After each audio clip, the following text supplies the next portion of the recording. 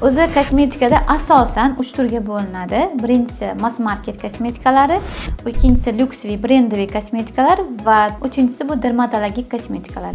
Mass market kosmetikalar qisqa qilib aytadigan bo'lsam, ularning tarkibida 80% suv bo'ladi, 20% gina ingredient bo'ladi va bunda kompaniyalar o'sha doktorlar tomonidan, dermatologlar tomonidan emas, oddiy kompaniyalar tomonidan ishlab chiqariladi va ular asosiy mablag'ini sifatga emas, marketingga katta pul ajratishadi.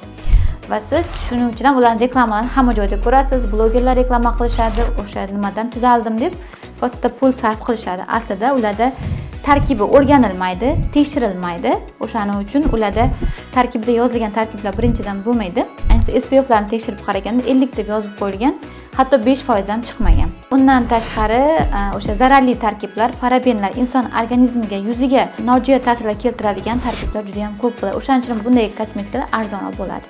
Ikkinchisi bu lyuksviy kosmetikalar, bu brendiviy kosmetikalar hisoblanadi. Ularda ham 80% mineral suv, 20% gina ingredient bo'ladi.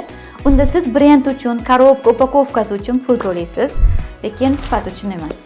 Va uchinchisi bu dermatologik kosmetikalar. Bunda 80% gacha ingredient bo'ladi, 20% mineral suv bo'ladi va ular haqiqatan dermatologlar tomonidan yuz muammosiga qarab ishlab chiqariladi. Va kompaniya asosiy mablag'ini reklamaga emas, balki sifatga qaratishadi. Shuning uchun ham ularning reklamalarini deyarli ko'rmaysiz, lekin ularni o'sha olganingizda yuzingizda muammoni hal qilib bera oladi. Va yana bitta ma'lumot, dermatologik kosmetikaga vegan kosmetika ham qo'shib o'tmoqchiman. Ular dermatologik kosmetikaga qaraganda foiz darajasi 30-40% bo'lsa-da, lekin yuzingizga zarar keltirmaydi. To'g'ri, dermatologik kosmetikalar birmuncha qimmat bo'lishi mumkin, lekin muammongizni tezroq hal qilib bera oladi. Lekin yuzingiz normal, muammosiz yuz bo'lsa, vegan kosmetika ishlatsangiz ham bo'ladi. Yanada ko'proq ma'lumotni olishni istasangiz, sahifamga obuna bo'ling va kuzatishda davom eting.